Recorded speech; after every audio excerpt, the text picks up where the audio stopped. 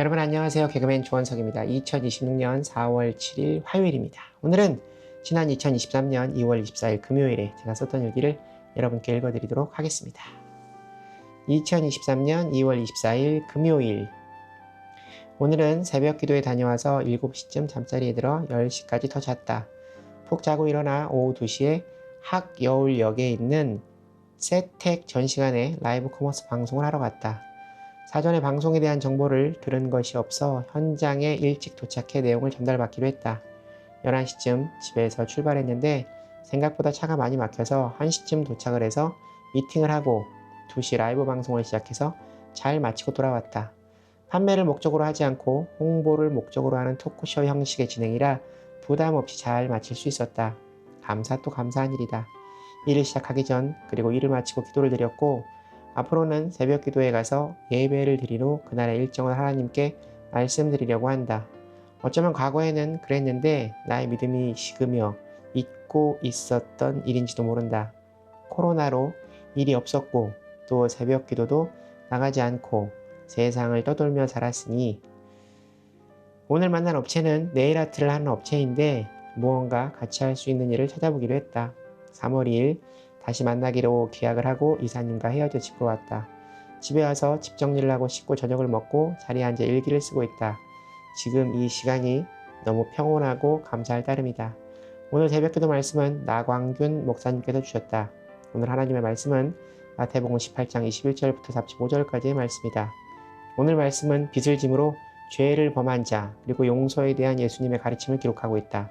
21절, 22절 말씀은 베드로의 질문에 시작되는 죄와 용서에 대한 예수님의 가르침을 기록하고 있고 23절부터 24절 말씀은 용서에 대한 천국의 비유의 말씀을 기록하고 있으며 35절 말씀은 마음으로 시작되는 용서가 필요하다는 예수님의 말씀을 기록하고 있다.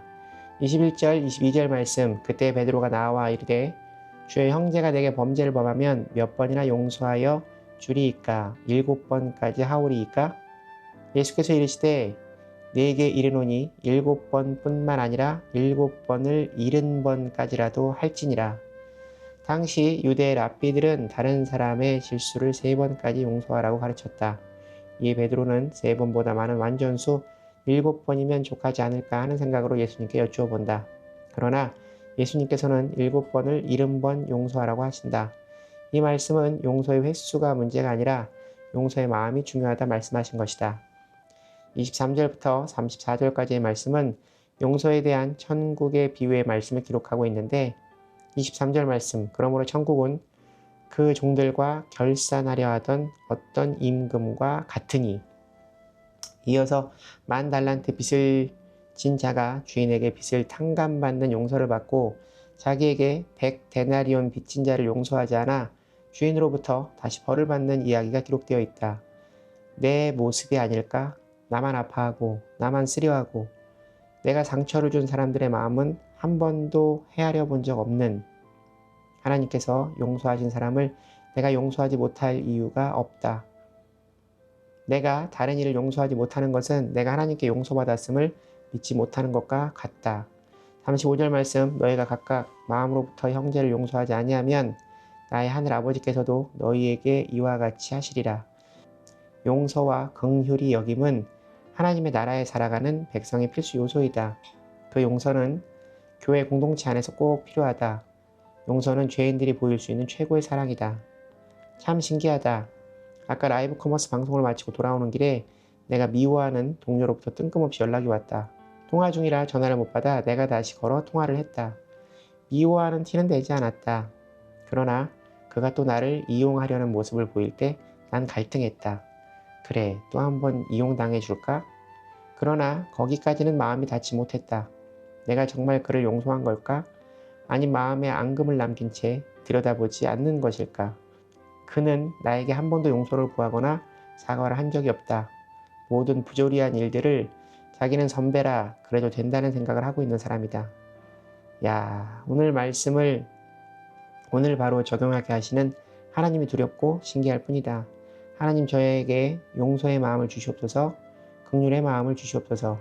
내일은 숭실사이버대학교 기독교 상담 복지학과의 오리엔테이션이 있는 날이다.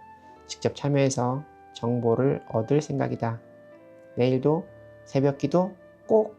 하나님 감사합니다. 사랑합니다. 누군가를 용서한다는 것은 결코 쉬운 일이 아닙니다.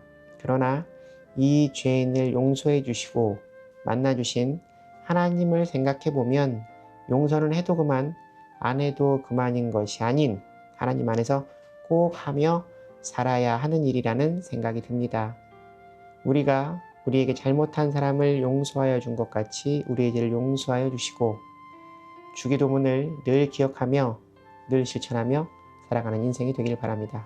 오늘의 길은 여기까지입니다. 여러분 오늘 하루도 주님과 함께 동행하는 행복한 하루 되시기 바랍니다. 슈브 여러분 주님께 돌아오세요.